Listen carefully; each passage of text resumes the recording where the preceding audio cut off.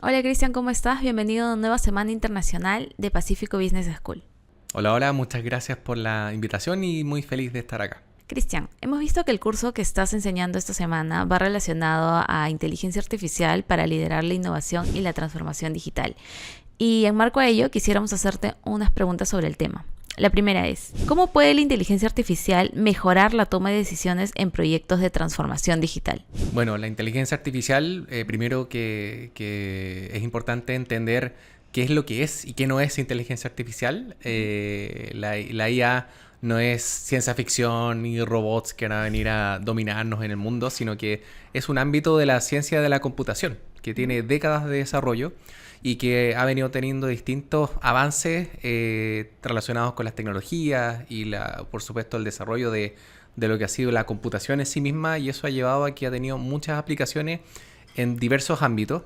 Y el apoyo a la toma de decisiones es algo que estuvo en las primeras décadas de la IA. La inteligencia artificial en las primeras décadas de desarrollo se caracterizó por ser sistemas muy expertos, sistemas que sabían mucho, pero sabían mucho de algunas pocas cosas.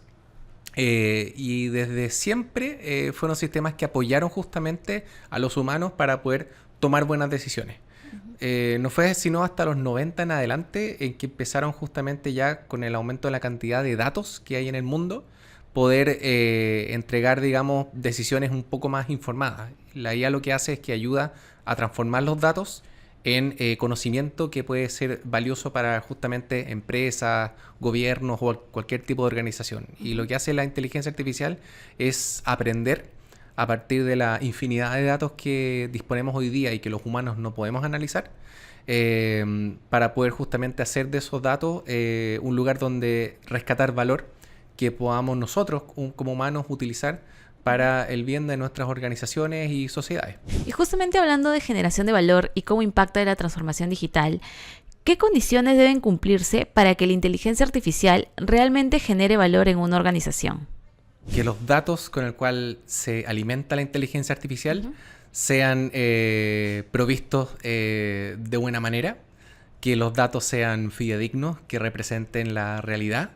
Y eso diría yo que es uno de los desafíos más grandes que hay, sobre todo en América Latina, donde las organizaciones no tienen una cultura orientada hacia los datos o orientada, digamos, hacia lo que es procurar que existan los datos, que estén bien recogidos, que los datos estén bien guardados, bien sistematizados dentro de las organizaciones, porque la verdad es que los datos son como el oxígeno con el cual la IA, digamos, se alimenta para poder producir este conocimiento experto, esta, digamos, información valiosa que nosotros los humanos podemos tomar. Sin datos no hay una buena inteligencia artificial. Y eso es algo importante que a veces se deja de lado. Uno cree que la IA es algo mágico.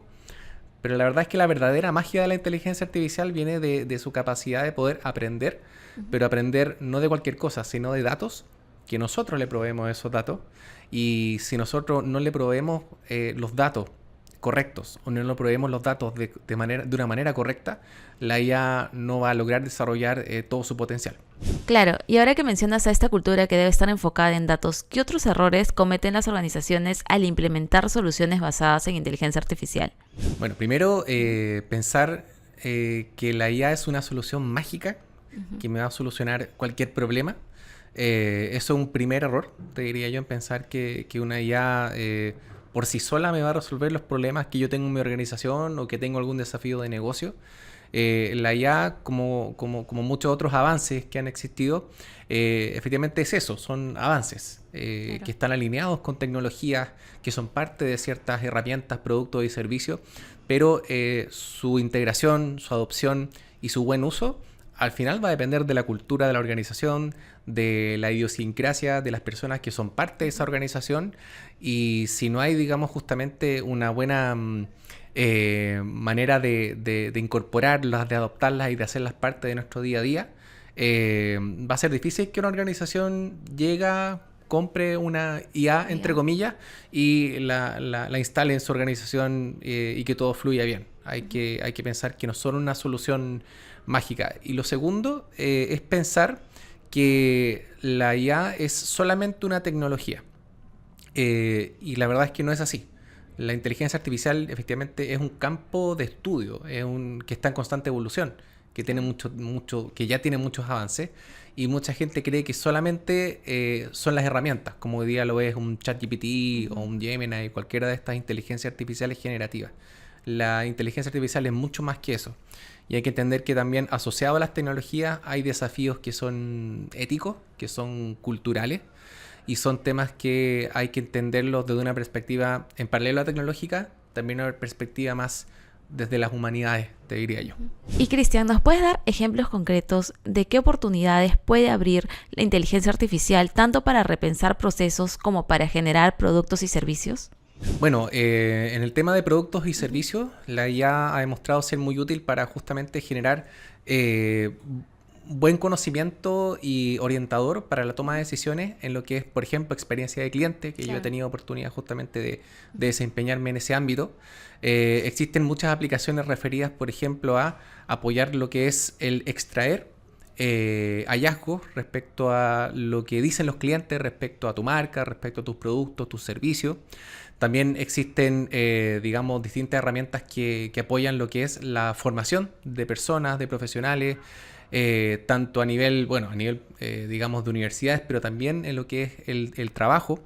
Hay muchas empresas, digamos, de formación de personas que tienen herramientas generativas, no solamente en el sentido de ChatGPT, en que yo le pregunto algo y me responde, sino que hay herramientas hoy día generativas que son capaces de llevar, de tener un rol mucho más tutorial, mucho más de mentoría.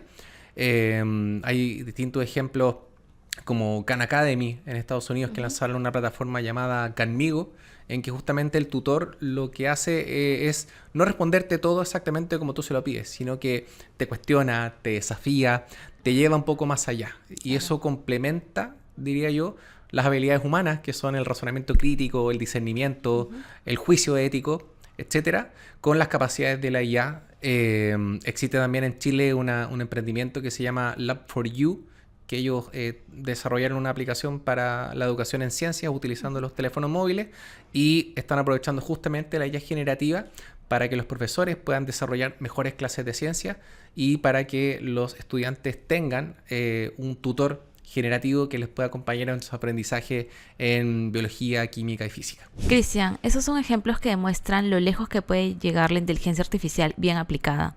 Y una pregunta más. Tú como docente, ¿qué habilidades crees que deben desarrollar los profesionales que quieren liderar proyectos de innovación con base en inteligencia artificial? Bueno, primero reforzar nuevamente el tema de los datos. Los datos son los ladrillos sobre los cuales se construye hoy día una inteligencia artificial, porque de verdad que una máquina va a consumir todo lo que tú le des.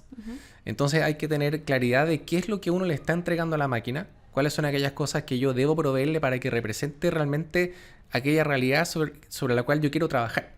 Y en ese sentido, un primer paso, antes de ir y sumergirse, por ejemplo, en la última herramienta de IA generativa, o que me permite crear videos interesantes, o que me permite, digamos, hacer cosas maravillosas, antes de eso yo siempre recomiendo partir por el tema de los datos.